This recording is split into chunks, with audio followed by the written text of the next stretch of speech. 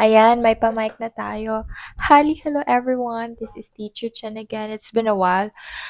Naging busy ako. Sobrang hectic ng schedule ng inyong teacher.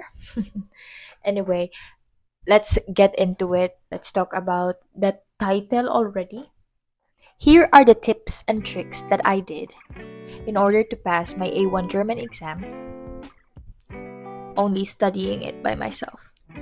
Yes, I studied it by myself. I just learned it online. So, first tip, bumili kayo ng 4 notebooks. Okay? No need na maging mahal. At least you have somewhere to write the things that you have to learn. One notebook is for Hören. Hören means listening. Second notebook is for Sprechen, for speaking.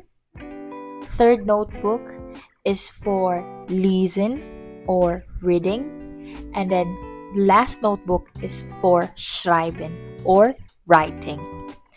Ano nga ba ang mga ito? Paano ito nakatulong sa akin? Una, pag-usapan natin yung Hören. Para sa akin, yung Hören po yung talagang challenging para sa akin. Sa parting ito ng exam, may dalawang tao pong mag-uusap in German. Tapos, may babasahin kayong mga katanungan. Itatanong doon sa inyo kung ano nga ba yung pinag-usapan ng dalawang Germans. Kaya siya mahirap para sa akin kasi kung magsalita sila, napakabilis at napakarami ring mga salitang German na hindi ko pa alam. Kaya medyo na nga tayo doon. Notebook na Hören, isulat mo dito yung mga practice test mo. Bibigay ako ng link kung anong YouTube yung nakatulong sa akin para ma-practice yung Hören ko. Tapos, yung pangalawang notebook is for Schreiben.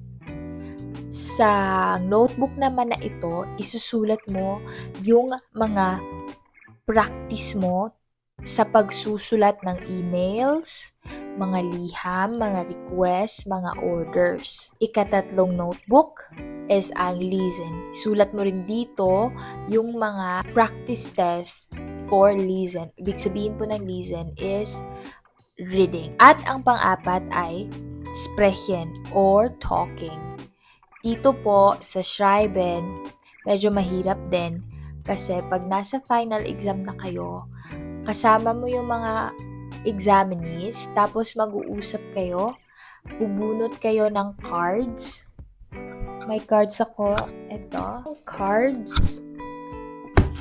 Yung examiners nyo po, yung German, minsan Filipinos din, sila po yung bubunot ng category. Hindi nyo po alam. So, dapat talaga ninyong i-familiarize lahat ng category at lahat ng words na posibleng itanong sa inyo. For example, ito yung category, Wohnen. Ayan. So, kapag Wohnen, ibig sabihin nito po ay nakatira or place to stay, residency, ganon. So, house, it's like house. Example lang po ito Haustiere or Haustier, like house pet.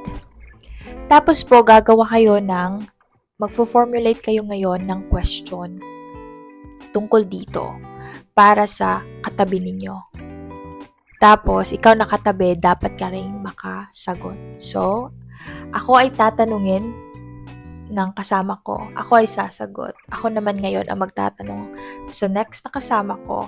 Tapos, sasagutin niya yung katanungan ko. Ganun po yung expression.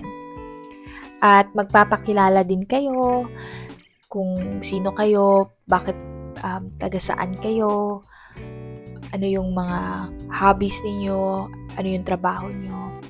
Don't worry, gagawa ko ng more detailed video para isa-isahin yung mga parte ng A1 German exam nang sa ganun ay magkaroon kayo ng kahit kaunting ideya lamang, kahit na konting pagtingin. Nang sa ganun, makakuha po kayo ng ideya para at least makatulong sa inyong A1 German exam. Sa 4 po na notebook na nabanggit ko, sa Schreiben ko po isinulat yung parte ng vocabularies ko. Kayo pong bahala, pwede niyo pong isulat sa lesen or sa hören or kayo pong bahala. Basta magsulat po kayo ng parte doon for vocabularies lamang po. Para nang sa ganun po magamit ninyo at ma-familiarize ninyo kung ano nga ba ang mga meaning ng mga German words na yon. Pangalawang tip po, mag-YouTube kayo. Mag-YouTube, i-search nyo po ang A1 German exam paper test. Kasi po, ito po yung whole version ng exam. Meron na po doon yung hören, lesen, tsaka schreiben. So, sprechen po. Pupunta tayo sa next tip na yan. So, tip number 3, maghanap po kayo ng paraan upang makakonverse sa mga Germans. One German yung partner ninyo. Pangalawa, pwede po kayong mag-download ng mga app talking to German citizens. You can download po. Marami po yan sa App Store. Marami po yan sa Play Store. At pang-apat, sa palagay ko, pwede na rin hindi ninyo to gawin, pero nakatulong ito sa akin. Mag-download po kayo ng streaming app. Oo, streaming app yung ginamit ko. Kasi nga, wala akong teacher na German. Kasi yung husband ko, hindi siya pang teacher. Yung patients niya, hindi pang teacher. Kaya, ang ginawa ko po, gumawa ako ng account sa mga streaming sites. Tapos, ang nilagay ko po sa bio ko is Learning German. Kaya, kapag nag-stream po ako at nakita ng mga tao na I'm learning German, tapos they're German, they are interested now to join on my live stream. So, on my live stream, I'm just minding my own business, learning things in German. Pero, on the comments, minsan you can open the video so you can converse with them too. They talk to me in German. They correct me when I try to speak sentences in German. They formulate questions for me and then I will answer questions for them too. Minsan nga lang sa mga streams na ito, dapat open-minded kayo.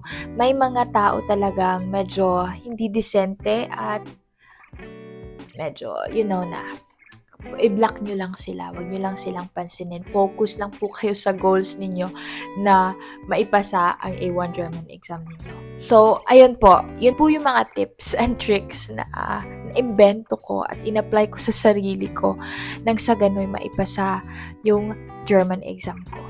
Sana po nakatulong ang videong ito. Kung meron po kayong katanungan, maaari nyo pong isulat sa comment section at kapag ako'y may oras, ako po ay sasagot sa inyo. Magandang araw po sa inyong lahat. Paalam.